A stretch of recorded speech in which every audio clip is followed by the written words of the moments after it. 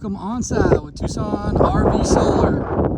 And different mountains to look at today. We are in Yuma. Getting to work on an Entegra Accolade XT.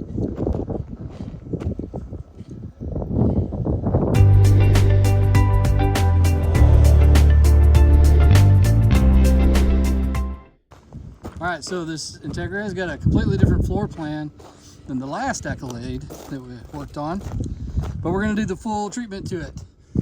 So currently only 200 watts up top that we're going to have to move to be able to fit a full 1200. So we're going to move one panel back.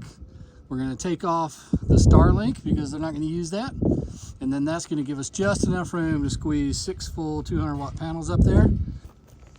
We went through all the things with the customer, and we're actually going to do the full mount here in the back. So not that board, that one's warped, so until I just went to buy a new one. And then we're going to, board will be there, the battery's right in front of it, so real easy for them to expand battery storage later on if they want to. And this is a motorhome, Super C, so you know it's got to have a BIM or a relay. And that's what I've been working on already. Right in that spot is where the BIM was. So I took it out. Everything here is chassis battery side.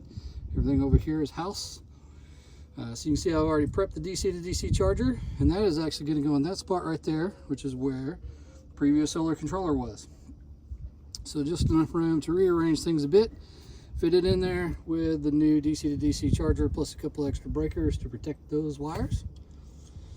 And then the solar, we basically capped off what was going to the battery and the chassis battery, and we're just going to run a new set of 8-gauge cables from our breaker right there. Be nice and easy. And we've already, what you don't see in here, see those two wires come out, already pulled the stock Xantrex inverter, and you can see its controller up there. We're going to make that go away here in just a bit. So a lot of stuff going on in this rig, a lot on this build. And then we got the batteries. So previous stock batteries were right in here. Nope, not in there, right in here. Already pulled those out, taped off our positive and negative. We identified what was the inverter positive and ground, and those actually were going to terminate in place. All the rest of them we already identified as well. Up in here is going to slightly different. All the Starlink stuff is going to come out. But this does have the Firefly system. So there's our transfer switch. And that's the one that we're going to have to do a little bit of rewiring on and then make things go where they need to go to run through the inverter to take this rig off grid. So excited to show you that in the next couple of days. Let's get at it. All right, here we are on the morning of day 2. I've been moving right along, but you can see right at the foothills here. Looks real nice. You wouldn't think this a Yuma. A lot of people think it's just a moonscape, and it is, especially once you get out, but it's real pretty right here in the foothills too.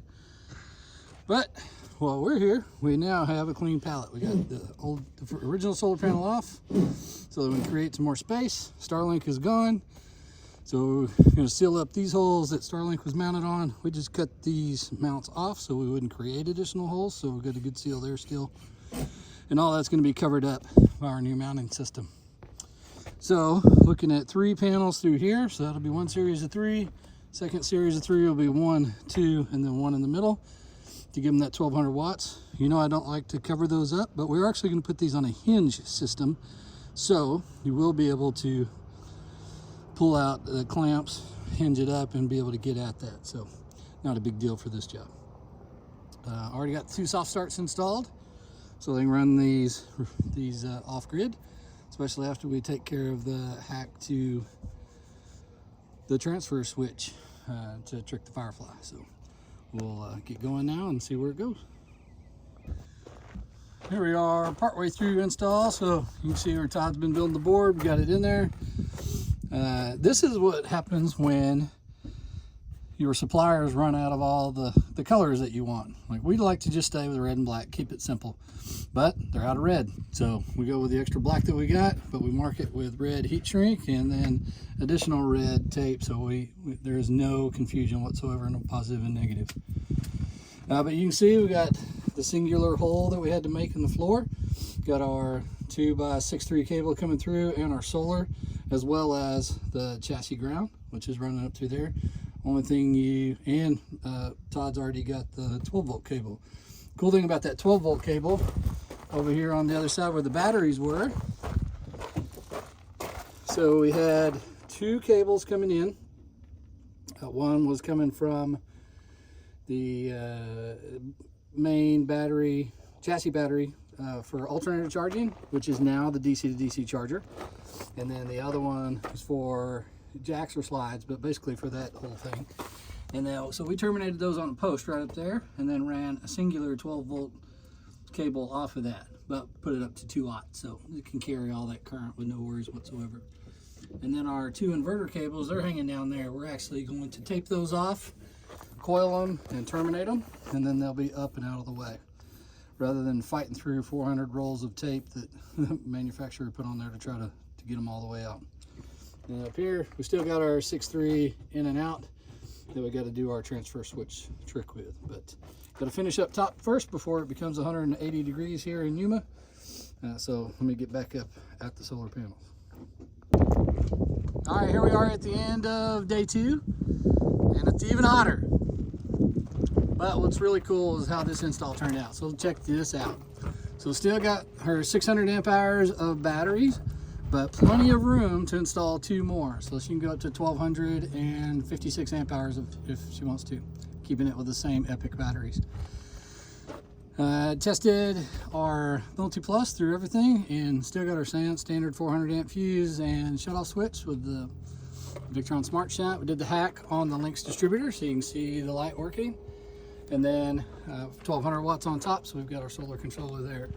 All that running through the Cerbo GX, and then pushed to the Touch 70 inside. And then, like we talked about before, she's got the Firefly system on this one. So what you can see in here is 2 transfer switches. So we removed the generator and shore power inputs from there. They are now going into this new one.